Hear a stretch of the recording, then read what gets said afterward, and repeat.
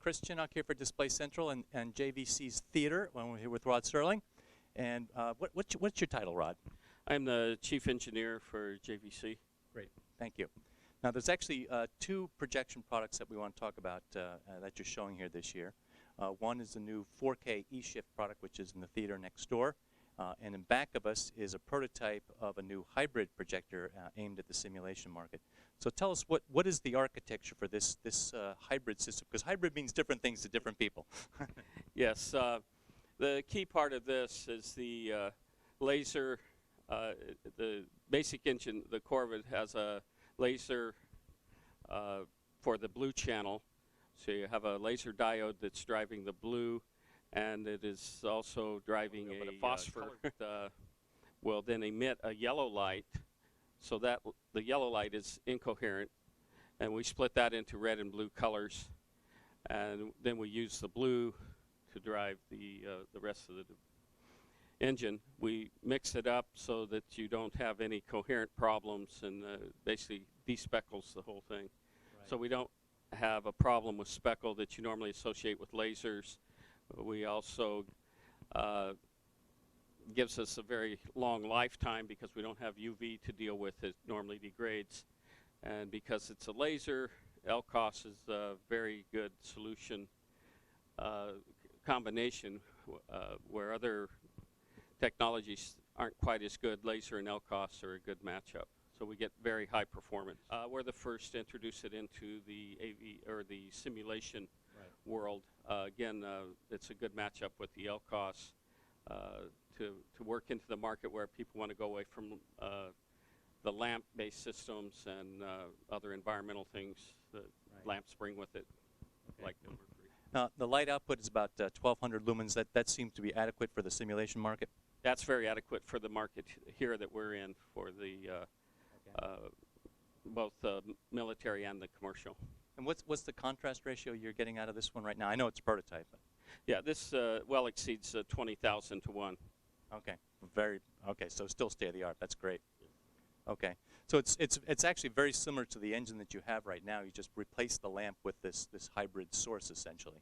Yeah, this is actually our current model VS 2200, where we've eliminated. It fits in the same package. We're going to offer it in the same size, so it's easy to upgrade if you already have our 21 or 2200 products. Okay. And it'll be the same basic size, weight, power, etc. And obviously, you're introducing it here now because of this, the design cycles in the simulation world. It allows your customers to start to design this into the next generation products. So when you can deliver this in probably a year or so, everything will be golden. Yes, yeah. We're targeting for the early part of 2015 to have them available. Okay, good. So let's talk about the eShift projector, which is in the room next door here. And now you introduced the eShift projector, I think 3 years ago for the home market, but this is the first time you've introduced it to the simulation market. And as you explained to me earlier, the part of the reason was you needed basically dual HDI inputs to deliver a 4K signal. So explain how this architecture works a little bit. Well, the simulation, our home market, we can do a lot of processing that on video, but in the simulation world, it's IG based and a little bit different market and a lot more horsepower put on the image rendering. Right. So the same inputs and architecture didn't work.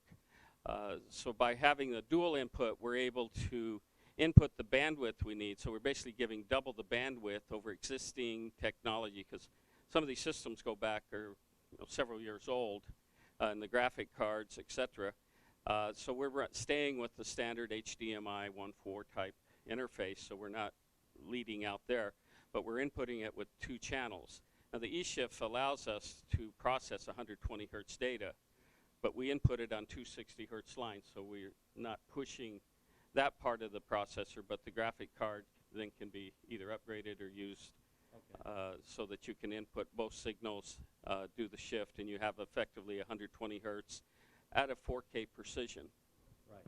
So the way I understand it, and correct me if I'm wrong here, is basically the IG is running at a 1080p resolution, but it does the eShift processing in the IG at 120 hertz, and then outputs it basically on 2 channels at 60 frames each, so that that can be delivered to the projector, where that's all interleaved and E-shifted to create a 4K image on screen, or an effective 4K image. Yes, we get basically double the bandwidth in. We get about a net 5.1 megapixel actual display measured the way the simulation guys like to look at it. Right. So we've doubled it up in the same chassis, so you get that extra performance. The E-shift also adds the advantage that we don't have any light hit for the normal smear reduction that you associate in this market. And we, because we're operating 120, it also gives what we call an intelligent smear reduction. So we're actually putting data out instead of an interpolated information. It's real data at each frame. Right, because that's all generated in the IG. Yes. And it's also important to note that this is a 1080p projector. It's a 1080p IG, but the E-shift is a technology you developed to actually time sequentially shift that image. So you put up a 1080 image and you shift it a half a pixel left, half a pixel down, and you refresh it in the next cycle to create that, like I say, an effective 4K image, but 5 megapixels as they measure it in this industry. Correct? Correct. Okay, good. That's the easy way of saying it. That's the easy way. Okay.